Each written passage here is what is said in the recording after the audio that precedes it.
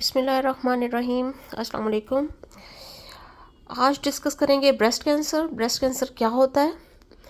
Cancer है जो कि ब्रेस्ट के सेल्स में डेवलप होता है और यूजुअली ये ओल्ड एज में होता है और मेन इवन विमेन में तो होता है, मेन में भी हो सकता है, लेकिन लकीली बहुत रेयर है मेन में।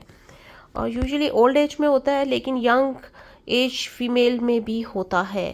मतलब इसकी रेशो कम है as compare to the old age women, लेकिन देयर आर केसेस के यंग एज में भी होता है और बहुत एडवांस स्टेज तक भी जा सकता है अगर ये डायग्नोज ना हो तो। कॉजेज़ क्या होते हैं? Increasing age is the risk factor for it, family history, inheritance, बरका 1 और 2 जीन्स जिनकी फैमिली हिस्ट्री पॉजिटिव हो उनमें ये रिस्क होता है काफ़ी ज़्यादा, मोर देन 50%। और वैसे तो कुछ रेसेस में ज़्यादा है वर्ल्ड डाटा के मुताबिक, लेकिन फ़ीमेल हार्मोन्स जो हार्मोनल ट्रीटमेंट्स लेते हैं उन फीमेल में थोड़ा ज़्यादा है as compare to the normal women. Normal women में भी हो सकता है without any hormonal treatment. So आपको कॉन्शियस रहना है अपने बारे में, चेक करते रहना है। आपको चेक करने का तरीका भी बताती हूँ। अगर किसी में पीरियड्स या मेंस्ट्रुएशन अर्ली एज में स्टार्ट हो गई है, that is a risk factor too. And breast cancer अगर डायग्नोसिस पहले हुआ था और आप ठीक हो गए हैं तो दोबारा भी हो सकता है। इसको सीरियस लेना चाहिए क्योंकि ये second most common of cause of death है आफ्टर लंग कैंसर। और इसके साइंस सिम्टम्स क्या होते हैं, अलामात क्या होती हैं?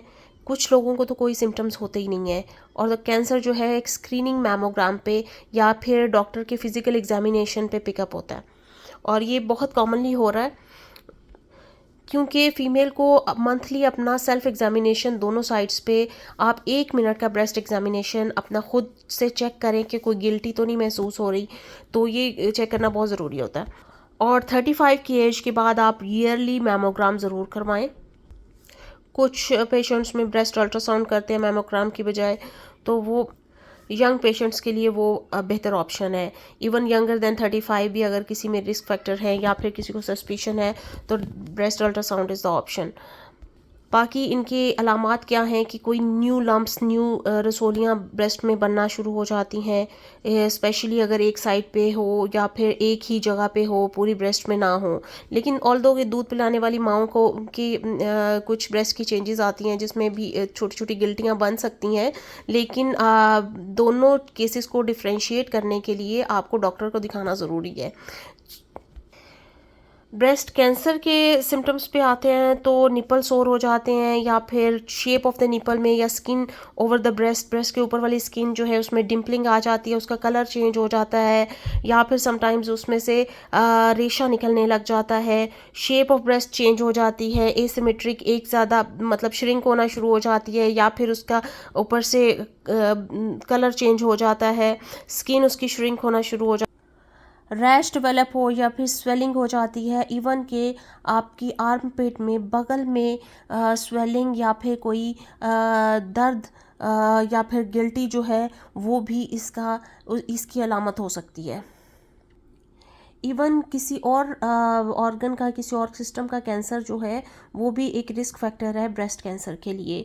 और बीइंग ओवरवेट, कि आपका वज़न ज़्यादा हो या फिर एनफ फिज़िकल एक्टिविटी नहीं है करते हैं या फिर नॉन हेल्दी लाइफस्टाइल, ये रिस्क फैक्टर्स हैं। डायग्नोसिस के लिए अल्ट्रासाउंड, मैमोग्राम और biopsy, CT scan, MRI, further staging के लिए ये टेक्निक्स यूज़ होती हैं स्टेप वाइज मैनर में।